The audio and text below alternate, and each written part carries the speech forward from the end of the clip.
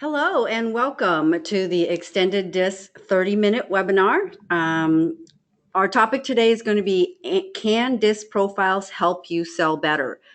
Before we talk about it and get right into it, I want to just kind of warn you guys, we're under a tornado watch right now, and there's a lot of thunder going on. So if we suddenly lose contact, it wasn't us, it was Mother Nature.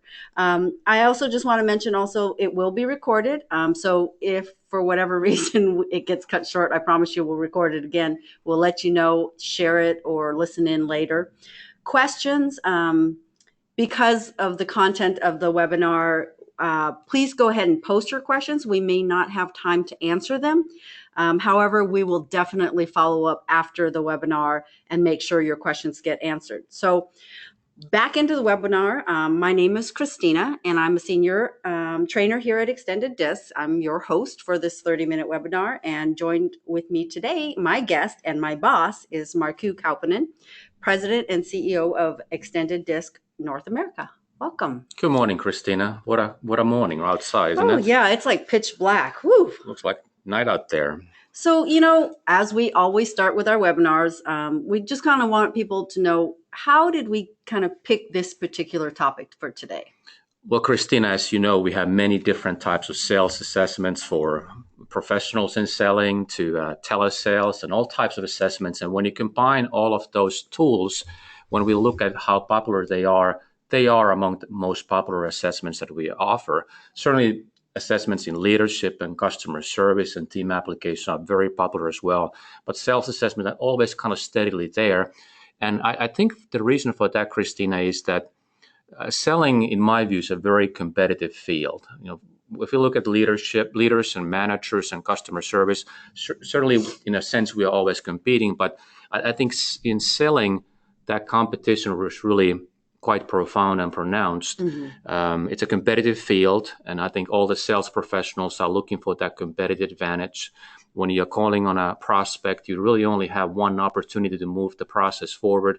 If you do not do well, it might be over, or your competitors send their sales professionals, their studs and studettes out there, mm-hmm. and they will close the deal. So the sales professionals are always looking for that competitive edge. And therefore also organizations are investing, hopefully, in developing their salespeople to become more successful. And I think that's the reason this topic is always so very popular. So developing, you mean like training or? Well, I think if you look at selling, if you compare it to sports, if you are a professional athlete, you don't stop working on your skills and improving your level of play. The same, if you want to be successful in selling, you must continually develop your skills. You must realize that your competitors, other sales professionals, are doing their best to increase their proficiency, their techniques, what they are doing to beat you. And so you really don't have an option. You must continually develop. And I think it's very critical that any sales professional is working with somebody, a sales coach or somebody, to make sure they continually improve their skills. So really, selling is a competition sport. It's a very competitive field, and we're talking about this on how we can use DISC to help us sell better. That's only one aspect of becoming a better sales professional. Certainly, DISC it's a critical information for salespeople to really have in order to understand who their prospects are and how they sell. But there are many other things. So I don't want to imply to audience members who I realize many of them are sales professionals. We also have a lot of sales coaches and trainers online. This is only one part of developing your sales skills. It's important, but by no means is the only one. And we are not sales professionals. Well, and it's a very broad topic. So hopefully we're just focusing on this one specific area. And I hope that the audience members can walk away with a couple of ideas and how they can improve. Yeah, it was so broad when Markku and I talked about it. We decided we actually needed a follow-up webinar on this, and we'll talk more about that later. So we talk about DISC explains how we do things. And today we're going to talk about how DISC helps us in how we sell. This answers that question, how we do things. And in our sales assessments, we obviously focus on sales behaviors. We identify how a sales professional, what are their natural tendencies and unique sales competencies. So the nice thing about DISC is that once we understand the fundamentals, we can really translate that knowledge and that proficiency into other areas. And we can use it in helping us be better managers, better communicators, and we can also translate that knowledge into selling as long as we change the angle and the context a little bit. Okay. So for those of you who have eyes that are worse than my own, which is pretty bad, the cartoon actually says here, I have a customer on the line, but I'm not trained on what to say to them. I just know that, for many of us, we have been there. We have felt this pain. Yeah, and a lot of people, I think, it's just kind of happen to fall in sales.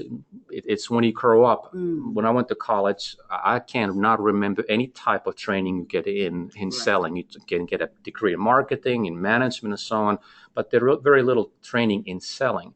But I think you have to look at sales as a profession. It's not, in my view, it's no different as being a doctor or being an attorney.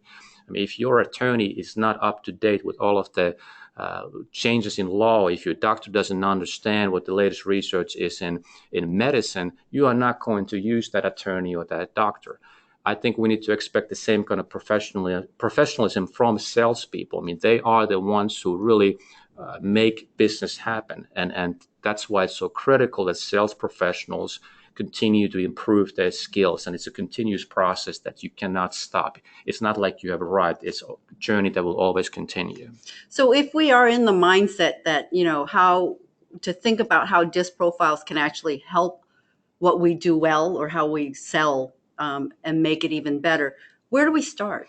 Well, it always goes back to those 4 steps that we talked about so often in using DISC. And when we're looking at sales, the first thing we need to understand is that prospects are different. And what that means is that we cannot use the same selling style with everyone. We must go into the sales meeting anticipating that we must modify our behavior. And second part of the step is that we need to have this clear understanding. I call it the confident self-awareness, that we must understand what our selling style is. In other words, what is our DISC profile, because it has a profound impact how we sell. And we can talk about this topic all day long, but for today's webinar, just realize that we must understand how we sell. And also, I think it's important to note that it is important for salespeople to realize and understand what is their most challenging DISC style. We are combinations of all 4 DISC styles, but we have one DISC style that is the least comfortable for us.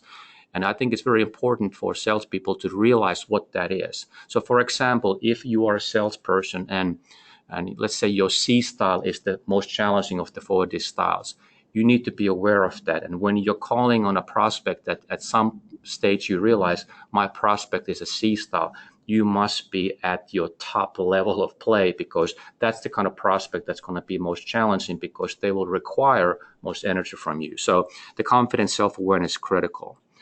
The third step is we need to identify the style of our prospect. And then we talk about this a little bit more in a moment. So I move on to the fourth and what is the most important step, which is that we need to adjust our selling style.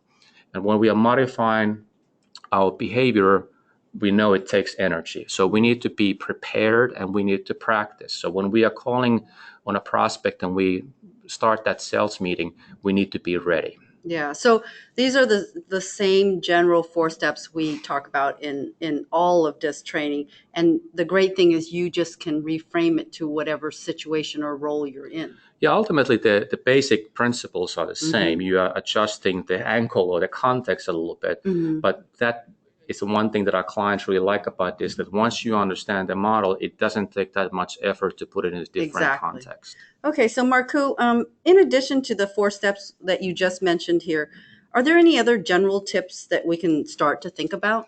There are, and one of the things that maybe just one of the greatest challenges, that the professional salespeople face is pressure. And pressure is created because people feel that they must close the sale. They need it. And you really don't want to be in a situation as a sales professional that you feel the pressure for a couple of reasons. But one is that when you feel the pressure, it becomes very difficult for you to modify your behavior. Whenever we feel any kind of strong emotions, it diverts our attention for being present, being mindful about how we are behaving. And when we are in that sales call, when we begin to feel pressure, that's when we must realize that we're in trouble. Another thing is that I see salespeople make a little bit of mistake is that they begin to make assumptions too soon or making assumptions in general. For example, we should not assume something about our prospect. I'll give you an example. Let's say we are calling on an engineer, for example. Mm-hmm. We should not assume that because we are calling on an engineer that we must be dealing with a C-style prospect. Now, it's true that a lot of engineers are C-styles, Right. but it's also true that many of them are not C-styles. So we should not jump into conclusions too soon what kind of prospect we are dealing with. Mm-hmm. Another thing we should not assume is that people make buying decisions the same way we make buying decisions. I see that happen so often when somebody is really having a difficult, almost impossible time understanding how someone could decide a certain way, not only buy something, but making decisions in general. So we need to be very careful that we don't make assumptions about our prospects' buying process, how they make decisions. So yeah, for example, I was thinking, like if you're an S-style and you want to kind of build a relationship, you want to give as much detail and information as possible. If you're not an S-style and you're not interested in details, then my assumption was wrong. That's right. Prospect might be there with a checkbook in hand and pen in another one. Exactly. They're ready to buy, but we don't buy that way. We have difficulty understanding, and we are trying to go through the process as we would like to go through the process. It's a natural assumption. So what we cannot do that what I call the autopiloting. In other words, we must modify our behavior, which means that we must get our comfort zone. And what we, of course, always need to remember is that whenever we do this, it takes effort, it takes some discipline, and above all, it takes lots of practice. Like I mentioned earlier in the webinar, is that in sales situations, we often have only one chance. Right. If I'm a manager, or if I'm in customer service, I tend to have these long-term relationships with my employees, my colleagues, my direct reports, or my customers. And if I happen to have a bad day and I'm not performing at the highest level, maybe tomorrow I can ask forgiveness from my customer or my employee. Mm-hmm. Now, in sales situations, if I'm calling on a prospect the first time, it might be my only opportunity with that prospect. So I cannot afford to have a bad day, so to speak. So I need to practice, I need to pro play. And this is so critical that you are, as a salesperson, you are working with somebody to continually develop and improve these selling skills. So basically what I'm hearing is be mindful and aware, be present, and be prepared and practice. Exactly. Well put. So Marco, you mentioned identifying prospects a little earlier. Can you talk a little more about that? Yeah, when we look at the prospects, one thing we must understand, I mentioned, all prospects are not the same. So here we are looking at just the disc style distribution. This is around the world. So obviously these numbers vary a little bit from one country to the next, but it gives you a good idea what the distribution looks like overall. Let's assume for a moment that I'm an I-style salesperson. If I don't modify my sales style, I might do well in general terms with about 30% of my prospects, which is wonderful. However, that leaves 70% of my prospects who are different from my style. So I hope that this illustrates how critical it is for us to identify the prospect style. And when we go into that, identifying the prospect style, there are a couple of things that we should do. I mentioned earlier that we shouldn't make assumptions. And by assumptions, I really mean in this step is that we cannot jump into conclusion too soon. Mm-hmm. So we really need to first observe behavioral clues and begin to look for behavioral patterns in trying to identify those, who the person really is. We can look at things like what they talk about, what kind of words they use it, their body language in general. For example, if somebody's very animated, versus another prospect is more reserved in their body language, that gives us some hints on what to look for in terms of who that person is. But the critical thing in observing these behaviors, you want to look for several clues. You want to make sure that the information you're receiving about the prospect is consistent.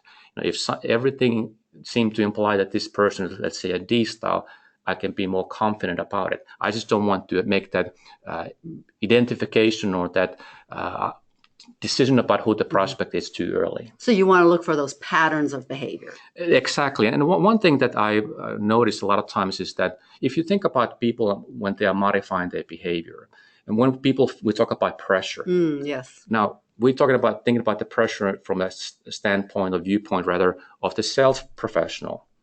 Prospects feel pressure as well.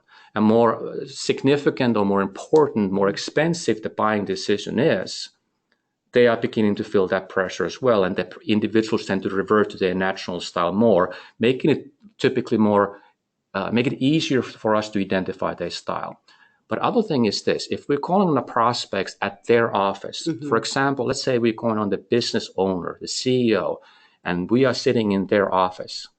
You need to realize that they are sitting in their office, which is a familiar place for them. Their comfort zone. They are in their comfort zone, in their comfort environment, and it's much easier for them to fake their style, at least for a little while.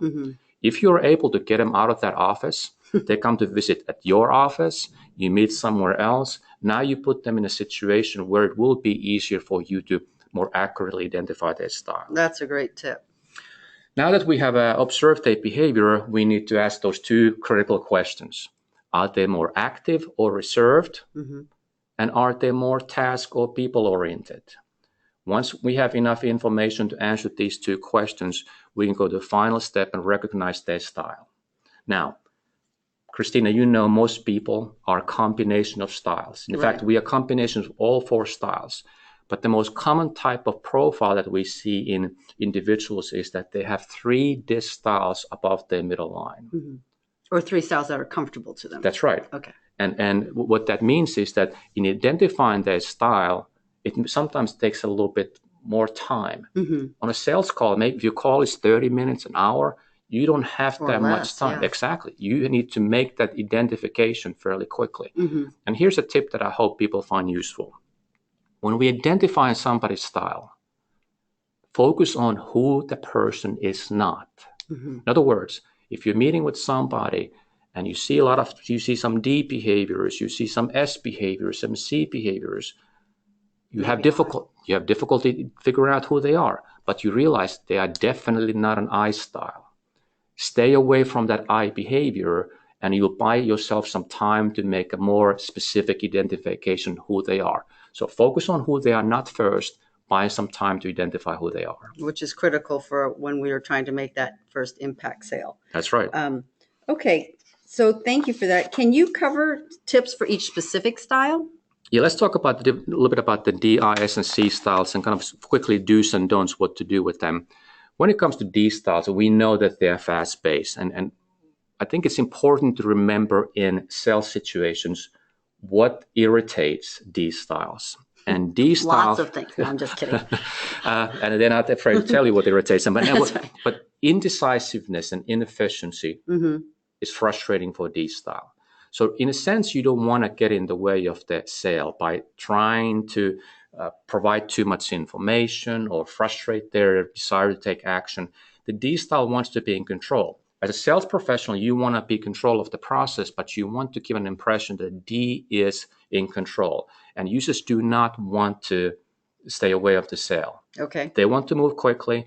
They want to be seen as decisive, and they are decisive. So don't stay their way. And also be prepared for this. D-style prospects tend to test or challenge the salesperson. They want to find out what kind of backbone they have.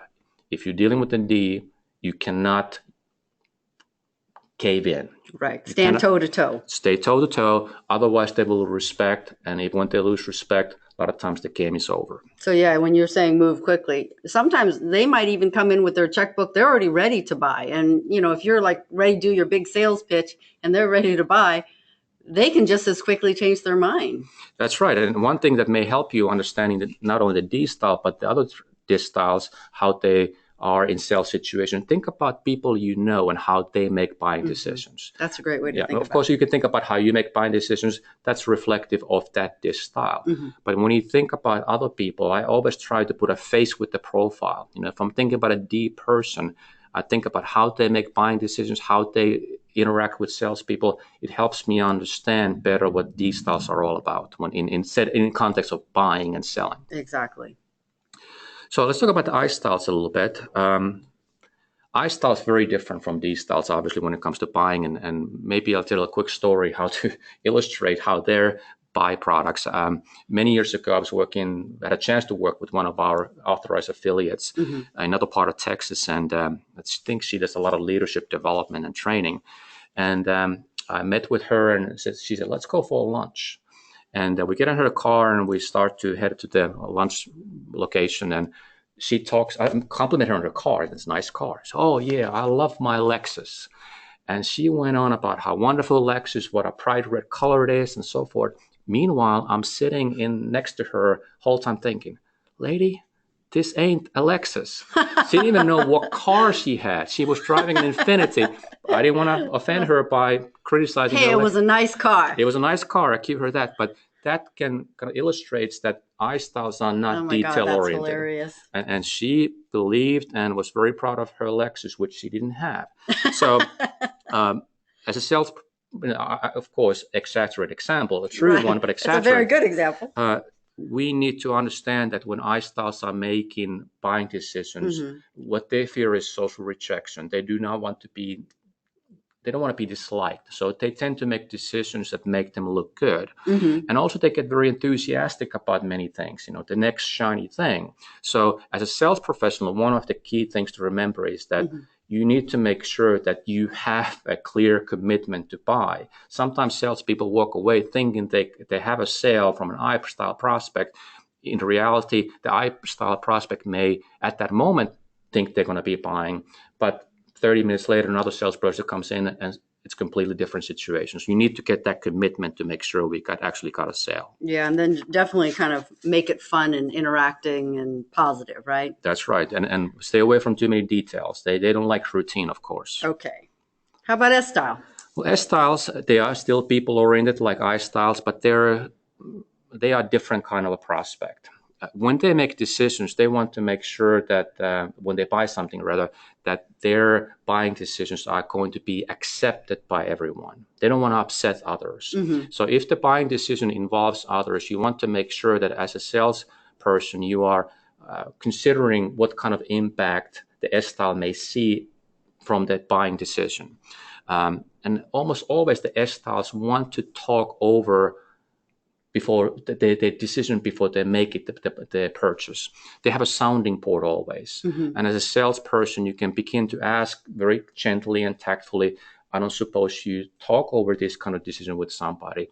And in fact, if you're very supportive, actually the salesperson may become the sounding board. You just have to be very patient. You need to be listened very carefully. Active listening skills are very critical there. Because they want to talk it over. Like, for example, I have a friend, whenever he makes a buying decision that is more expensive product, for example, he calls me and he will talk with me about 10 minutes about it. I don't have to say a word. I just have to listen and, I understand, I see.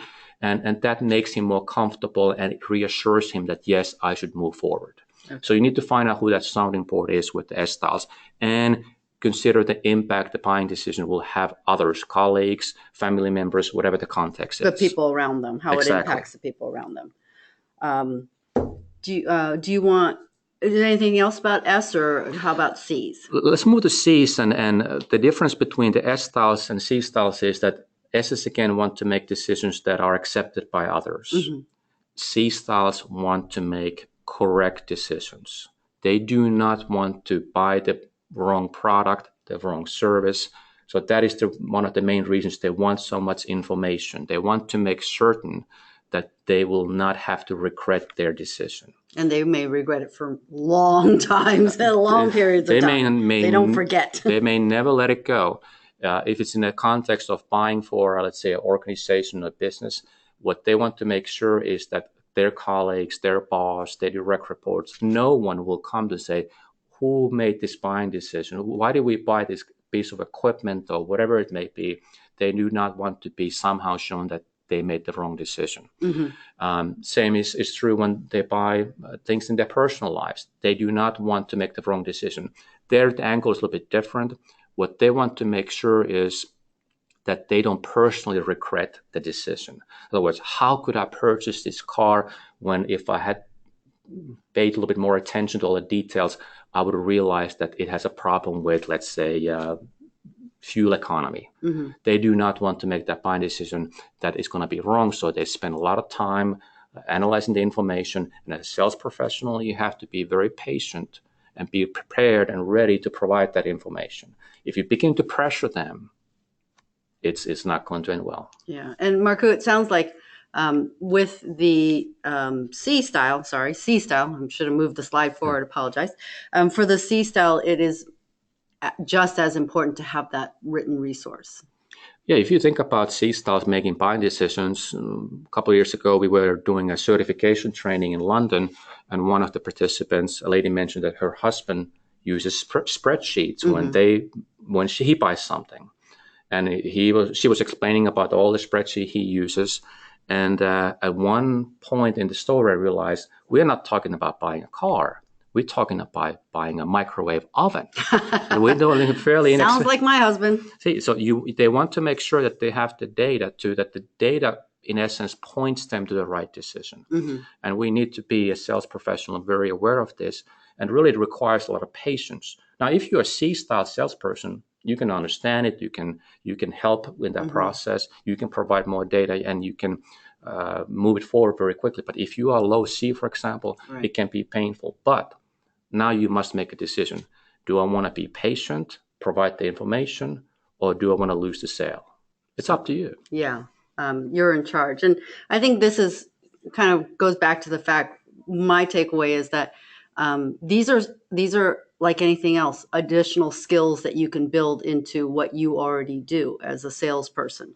But it's definitely something you're going to have to practice and be aware of, that every situation is different when you're meeting with new prospects and new clients. Absolutely. And one other thing is important to remember, that when you use DISC in selling, sometimes I see sales professionals make the mistake of thinking about DISC only in the initial stages of the sales meeting. In other words, trying to build that relationship with the prospect and trying to identify who they are. And once they've sort of completed that process and that step, they can forget about the DISC. No, the DISC style, it just never leaves the room. It doesn't leave the room for the salesperson. Their DISC style, their hardwired behaviors will determine how they're going to go about selling if they're autopilot. If they modify their behavior, they're going to be in control. But the same is true for a prospect. The prospect will not be able to escape his or her DISC style. It will stay in that meeting throughout. And you need to think about it when you go through when you're talking about how much money they have set aside, when they're talking about how they make the decision, and also when it comes down to actually making their final decision whether or not, yes or no, we'll move forward. Okay, well, thank you, Markku. Any last thoughts or kind of final takeaway from this?